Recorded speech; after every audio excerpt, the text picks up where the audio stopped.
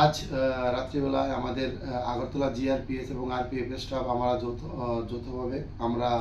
যে আমাদের রেগুলার চেকিংয়ে আবার আগরতলার স্টেশনের প্ল্যাটফর্মে আমরা বেরিয়ে আমাদের স্টাফ ওইখানে দুজন ছেলেকে সাসপেক্টিভলি দুটি পিট্টু ব্যাগ নিয়ে ঘোরাফেরা করতে দেখে তারপর আমাদের স্টাফ ওই দুজন ছেলেকে আটক করার পর জিজ্ঞাসাবাদে